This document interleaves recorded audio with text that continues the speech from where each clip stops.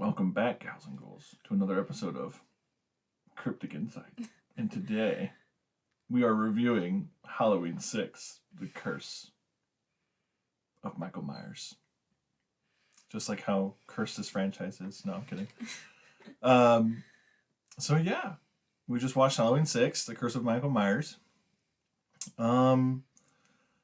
Gosh, so strange how opinions can change after multiple viewings, and depending on the night, it's strange. I still enjoyed the film overall, but I don't know, I don't know, just like I said, just something so weird about how a viewing can change your perspective on a film.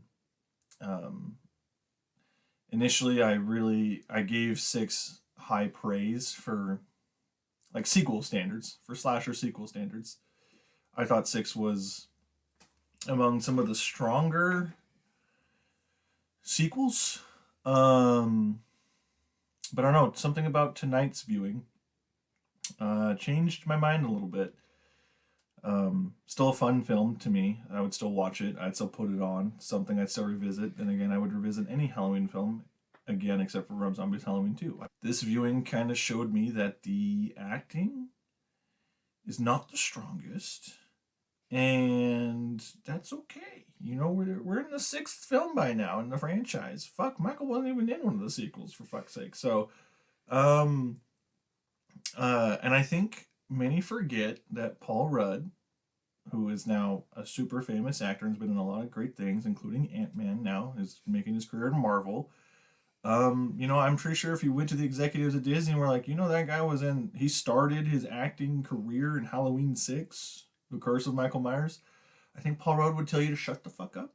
Hey, Johnny Depp started in a horror film. Johnny Depp started in the first film of the franchise, and it's largely considered, that 1 and 3 are argued to be the best in the franchise. And it's always hard to argue with the original in the franchise, because without it, there is no franchise. So Johnny Depp starred in the first Nightmare on Elm Street. Yes. And the first Nightmare on Elm Street, to many horror fans, is a fantastic film. One of the most all-time classic horror films ever. So luckily, Johnny Depp and Jamie Lee got their starts in horror in the first movie in the franchise. Well, and Kevin Bacon got a start in a horror film. Friday the 13th. Yeah. Yes. And he also does not want you to know that. I feel like a lot of good actors actually start out in horror. Yes, and only a few embrace it. Kevin Bacon, I don't know. I haven't seen many interviews with him today. I don't know how he would feel. I know that Friday the 13th has a cult following now.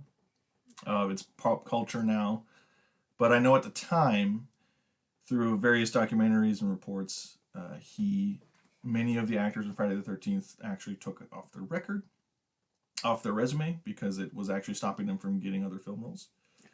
So I'm sure Kevin Bacon might have a little sour spot about Friday the 13th, but I don't know. Anyhow, somehow Paul Rudd still continued acting after this film, playing Tommy Doyle. Wasn't his finest role. No, it's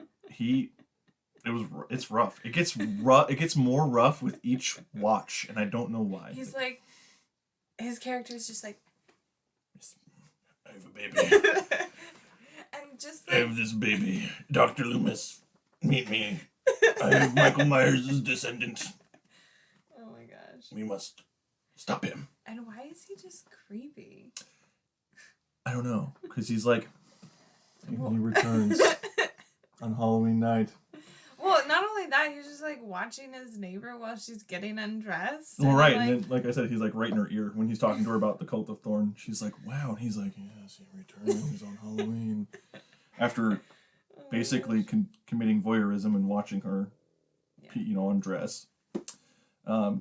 Tommy, not great in this movie. And then Dr. Loomis, of course, returns. Donald Pleasance is back. He's a little less crazy in this one. Yeah, I liked him a little more. It seems like he's mellowed out over the years. Yes, he's retired. He's mellowed out. A lot of that is because Donald Pleasance was losing his battle with, I believe it was cancer. Um, and so Donald Pleasance was kind of basically, I believe he did pass in the middle of filming of this, I believe, but don't quote me on that. Rest in peace. That's why they said in memory of Donald Pleasance at the end of the film in the credits. But we get one more good Loomis line. Not the best Loomis line, but it's when he sneaks into the Myers house and spooks the mom. You know, he just breaks into her house and to warn her, because that's what you do. But basically saying something about, you know, all of his memories are in this house. It's his house. That was really cool. That was very much so a Loomis moment.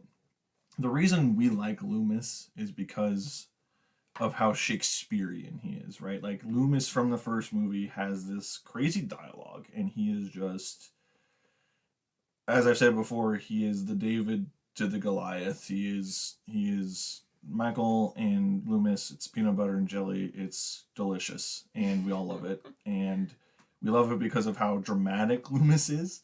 Of course, no psychiatric doctor actually talks like this. No one would condemn their patients to just, oh, well, there's no help for you. You're just evil. You're just a bad seed, and therefore death. Yeah. There's no. That's my diagnosis. That's going on the report. You know, I have a license. Anyways, and I also wonder if Dr. Loomis had any other patients.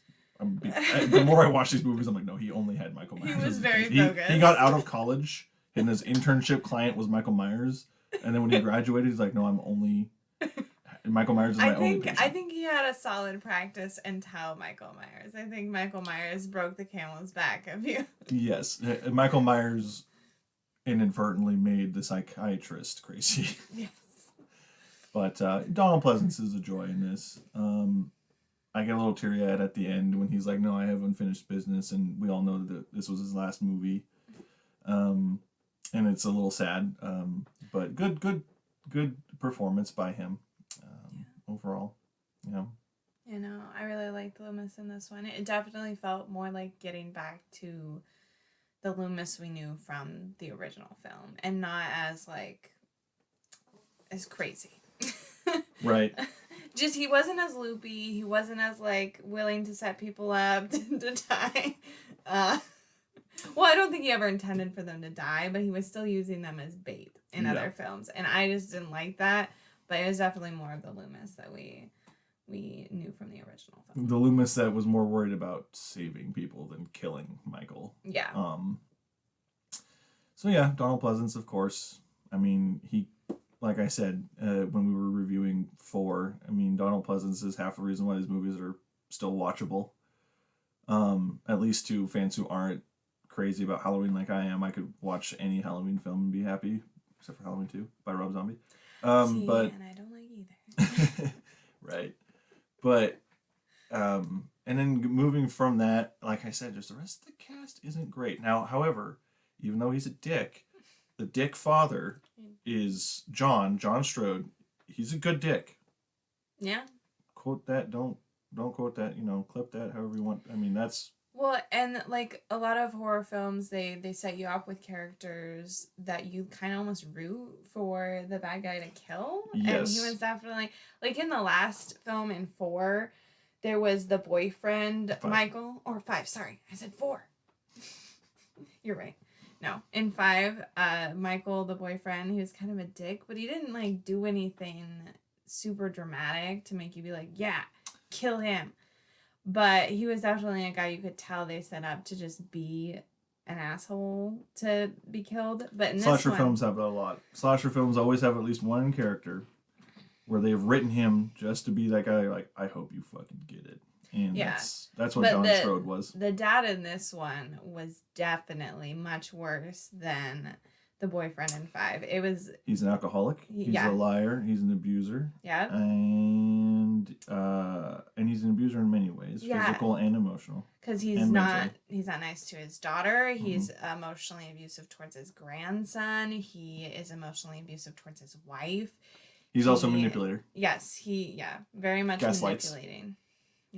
Yeah. Yeah. So he was a good asshole though. He acted the part well. Kara Strode, the main character, she was okay. I mean, I feel like she just didn't have much to do, which is weird because she's in the film a lot. But Yeah, it seems like she's more like acting surprised a lot, or yeah, like she's catching up the whole on the time. family history. Well, it's not even Were the catching up on the Strodes? family history. It just seems like she's like doesn't know what to. She's just like shocked. She's like reading the newspapers on the wall, and then she's just like kind of dazed. It seems like a lot like or frightened. I know she was trying to protect her son in that part where he decided Right. to just go over, but it seems like most of it is just her in a panic the whole time. Yeah, I don't know. Not my favorite character, but better than Tommy.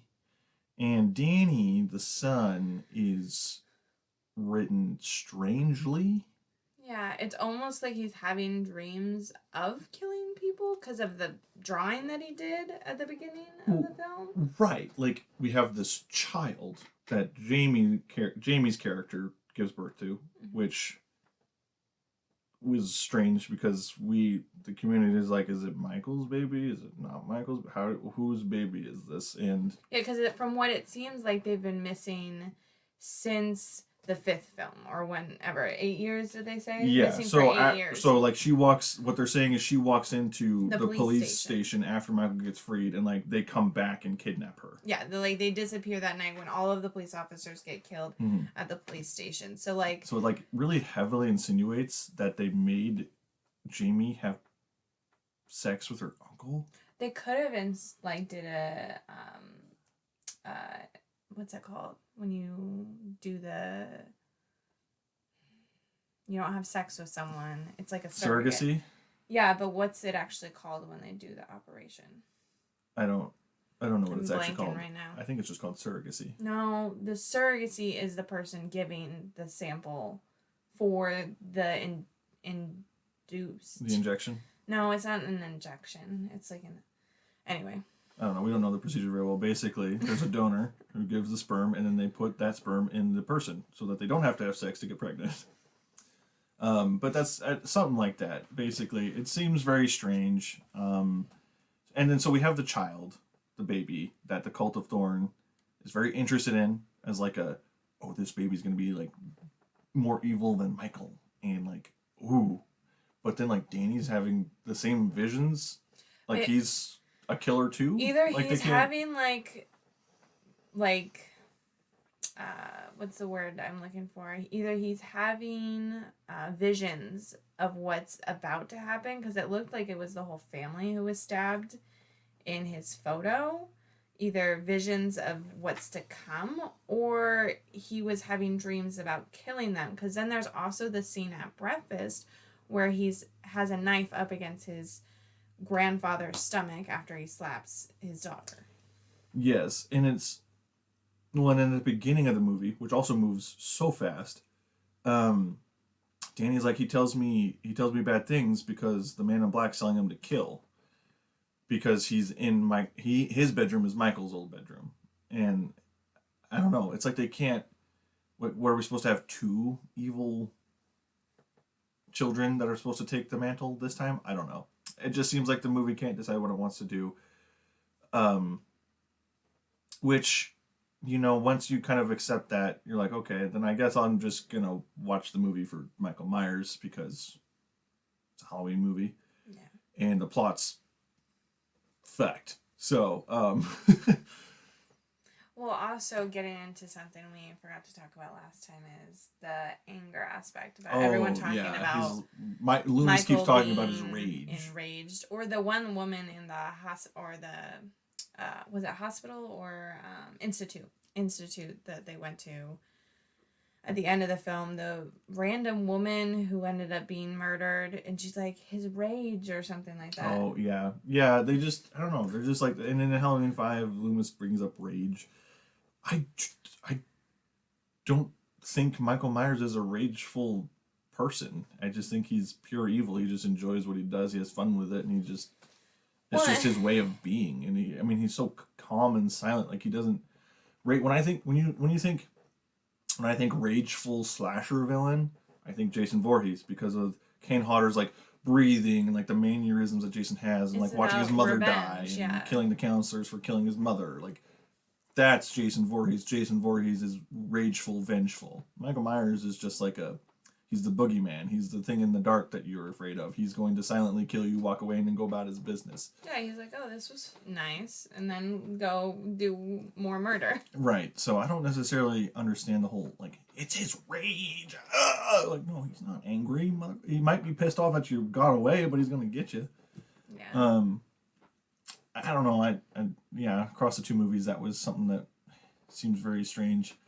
And then the Man in Black is a strange thing as well, but I mean that's also part of the introduction of the Cult of Thorn from 4, because 4 introduces this arc.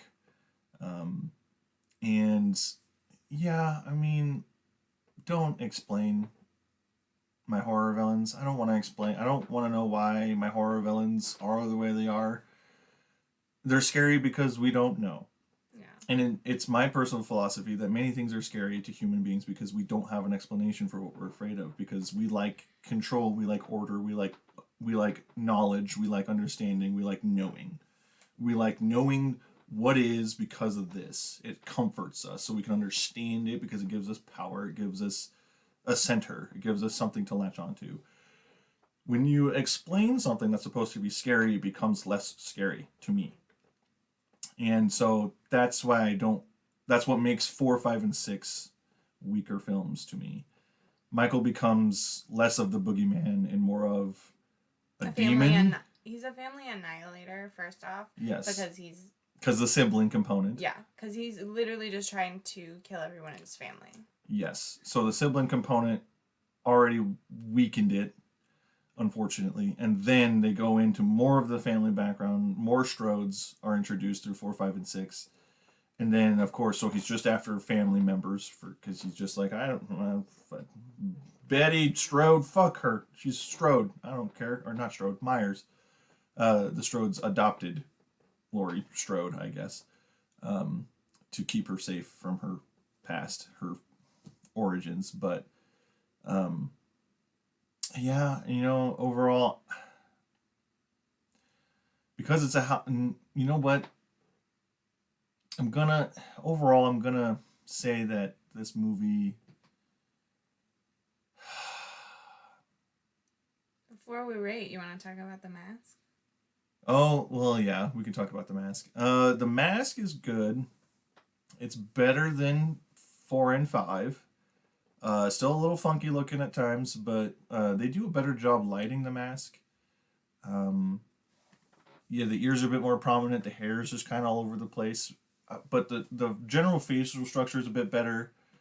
You were talking about how like the eye holes are actually cut. I feel like it's better. A lot of, especially 4, it's more pronounced where it's much more narrow eye holes. For some reason, they're not as wide. The 5th one definitely still not the best, but with this, the eyes are better. I know that you don't have the netting in this one. Yep, there's no netting. It's just good lighting. And just much better actual face. Like the eyes really do it for me. The mouth and the nose were good. It was definitely the hair and the ears that stuck out a lot more. Take it out. That kind of bring you out of it. But yeah. But overall, a much stronger mask, and we all know that I'm a bitch for lighting when it comes to my horror movies, and they did a pretty good job lighting Michael Myers in this movie. The lighting in other aspects wasn't always the best. Camera angles were a little weird, and then they did that 90s like MTV like flashing cuts a lot. Didn't need that. Of course, 90s horror before Scream, like there was that 90s to 95 where slasher films and horror was really struggling. And this movie kind of shows a little bit why. And so I think for that, as painful as it is for me to say, because it is a Halloween movie, I think I'm going to give it a 3.5 out of 5, Tombstone wise. I think that's what I'm going to give it. I used to give it a 4, but I'm going to have to give it a 3 out of 5. 3.5 out of 5 after watching it this time. Yeah, and it's definitely not as strong as 4 and 5, so I'll give it like a 2.5 for me, because it's just not as strong.